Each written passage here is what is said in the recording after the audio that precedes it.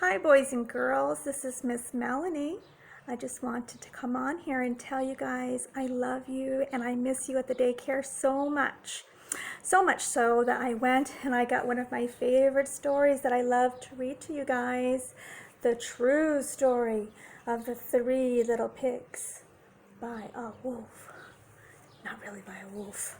It's really by John Scieszka and illustrated by Lane Smith. Here we go. Everybody knows the story of the three little pigs, or at least they think they do. But I'll let you in on a little secret. Nobody knows the real story because nobody has ever heard my side of the story. Let's see what he's got to say. Here he is. Here's the big bad wolf. I'm the wolf. Alexander T. Wolf. You can call me Al. I don't know how this whole big bad wolf thing got started, but it's all wrong. What's this? Looks like dinner. Maybe it's because of our diet. Hey, it's not my fault that wolves eat cute little animals like bunnies and sheep and pig. That's just the way we are. If cheeseburgers were cute, folks would probably think you were big and bad too. He makes a point. What's this? Looks like a recipe. But like I was saying, the whole big bad wolf thing is all wrong. The real story is about a sneeze and a cup of sugar. This is the real story. See what's going on here. What's going on? He looks like he's making something. What's happening? What's going to happen? Way back in once upon a time, I was making a birthday cake for my dear old granny. I had a terrible sneezing cold and I ran out of sugar. Ooh, what's going to happen? Looks like he's going somewhere. He's got a cup in his hand. There's a house way over here. So I walked down the street to my neighbor's for a cup of sugar. Now this neighbor was a pig, and he wasn't too bright either. He had built his whole house out of straw. Can you believe it? I mean, who in his right mind would build a house out of straw? Let me see. What's happening?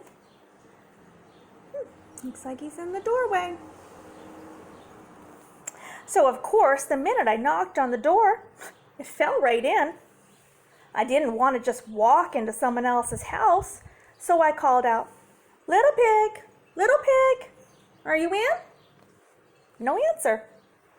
I was just about to go home without the cup of sugar from my dear old granny's birthday cake. What's happening here? Looks like a nose. That's when my nose started to itch. Ooh, I felt a sneeze coming on. Well, I huffed, and I snuffed. Uh-oh. What's happened?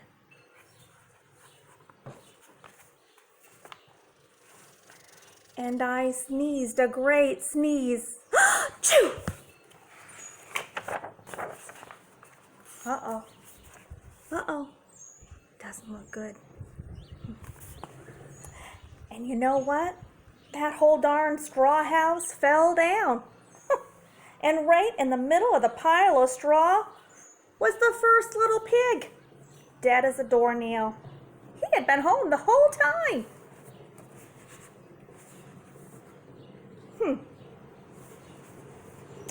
It seemed like a shame to leave a perfectly good ham dinner just lying there in the straw, so I ate it up. Think of it as a big cheeseburger just laying there. What would you do if you saw a big cheeseburger? What's this? Looks like another house. Wonder who lives there. I was feeling a little bit better, but I still didn't have my cup of sugar. So I went to the next neighbor's house. This neighbor was the first little pig's brother. He was a little smarter, but not much. But he had built his house out of sticks. What's happening here? Here's a little piggy. Got a little razor in his hand. What's going on? I rang the bell on the stick house. Nobody answered. I called out, "Mr. Pig, Mr. Pig, are you in?" He yelled back, "Go away, Wolf! You can't come in. I'm shaving the hair on my chinny chin chin." Well, I had just grabbed the doorknob when I felt another sneeze coming on. I huffed and I snuffed and I tried to cover my mouth, but I sneezed a great sneeze. Achoo! Uh-oh. And you're not going to believe this, but this guy's house fell down just like his brother's. When the dust cleared, there was the second little pig, laying there, dead as a doornail. Scout's honor.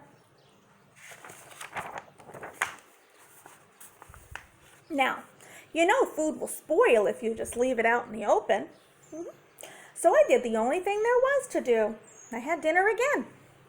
Think of it as a second helping.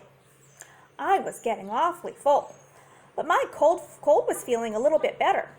And I still didn't have that cup of sugar for my dear old granny's birthday cake. So I went to the next house. This guy was the first and second little pig's brother. He must have been the brains of the family. He had built his house out of bricks. Smart thing to do. See it? Brick house. I knocked on the brick house. No answer. I called, "Mr. Pig, Mr. Pig, are you in?" And do you know what that rude little porker answered? "Get out of here, Wolf! Don't bother me again." Doesn't sound very nice, not very neighborly. Talk about impolite. He had probably a whole sack full of sugar in there and wouldn't even give me even one little cup for my dear sweet old granny's birthday cake. What a pig. I was just about to go home and maybe make a nice birthday card instead of a cake when I felt my cold coming on. I huffed and I snuffed and I sneezed once again. Achoo! Then the third little pig yelled, "And your old granny can sit on a pin." Not very nice. Look at that mean old pig in the window. He's not very friendly. Now, I'm usually a pretty calm fellow, but when somebody talks about my granny like that, I go a little crazy. When the cops drove up, of course, I was trying to break down the pig's door, and the whole time I was huffing and puffing and sneezing and making a real scene. Here he is at the brick house, huffing and puffing and blowing, and here's the news reporter showing up. Oh, it's not going to be good. The rest, they say, is history. See the headline? Big Bad Wolf. The news reporters found out about the two pigs that I had had for dinner. They figured a sick guy going door to door to borrow a cup of sugar didn't sound very exciting. So they jazzed up the story with all that huff and puff and blow your house down, and they made me out to be the big bad wolf. Sounds like fake news. And that's it. The real story. I was framed. Poor little wolf. But maybe you could loan me a cup of sugar. The end. One of my favorite stories to read to you guys. I hope you're being good, and I hope you're having fun, and I hope you're enjoying your time at home. I love you guys very much, and I'll see you next time. Bye-bye.